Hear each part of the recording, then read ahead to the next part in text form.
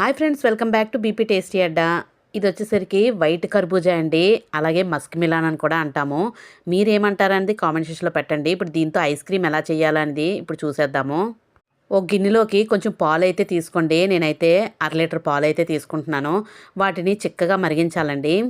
వాటిని స్టవ్ మీద పెట్టి చక్కగా మరగనిద్దాము. ఈలోపు మస్క్ మిలన్ అయితే కట్ చేసుకోవాలి.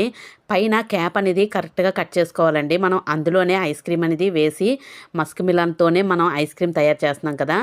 క్యాప్ అనేది పర్ఫెక్ట్గా రౌండ్గా అయితే కట్ చేసుకొని పక్కన పెట్టి మనం అందులోని సీడ్స్ అయితే ఉంటాయి కదా, అవన్నీ తీసేయాలండి. సీడ్స్ దాంతో కొంచెం పల్ప్ అయితే వస్తుంది, అదంతా బయటికి తీసేసేయండి. ఇంకా మిగిలింది చుట్టూ ఫ్రూట్ ఉంది కదండి, అది స్పూన్తోని స్కూప్ చేసుకొని బయటకైతే తీసేయండి.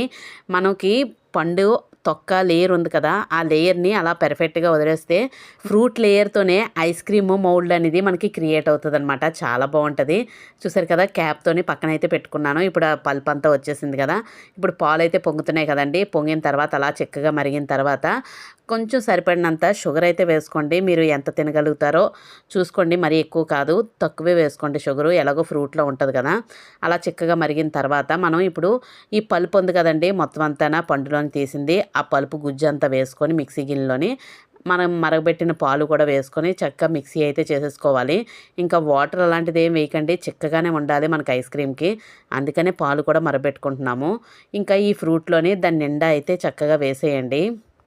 అలాగే మనం షేప్ ఎలా కరెక్ట్గా కట్ చేసామో అదే షేప్లోని కరెక్ట్గా రౌండ్గా తిప్పుకొని ఎక్కడ ఓపెన్ లేకుండా పెట్టుకోండి. ఎందుకు అంటే మనం ఏదైనా లీక్ అవుతుంది కదా, ఆ గ్యాప్స్ ఎక్కడా లేకుండా కరెక్ట్గా క్యాప్ ఫిట్ అయ్యేలాగైతే సెట్ చేసుకొని దాన్ని డీప్ ఫ్రిడ్జ్లో అయితే పెట్టుకోండి. చూసారు కదా, చక్కగా ఐస్ గడ్డ అయితే అయిపోయింది. మీరు టెంపరేచర్ మార్చుకోండి ఒకవేళ మీ ఫ్రిడ్జ్ లోలో ఉంటే మాత్రం. అలాగ టెంపరేచర్ మార్చుకున్న తర్వాత ఇలాగ మౌల్డ్ అనేది కరెక్ట్గా తయారైపోయింది. చూసారు కదా, చక్కగా ఎమ్మి ఎమ్మి ఐస్ క్రీమ్ అండి. అందులో మనకి ఎలాంటి ఇంగ్రీడియంట్స్ ఎక్స్ట్రాగా ఏమీ వేయాల్సిన పని లేదు. చక్కగా ఆ పాలు ఆ ఫ్రూట్తోని కొంచెం షుగర్, కొంతమంది ఆ షుగర్ వేసుకోరు, వేసుకుంటే కొంచెం టేస్ట్గా ఉంటుంది.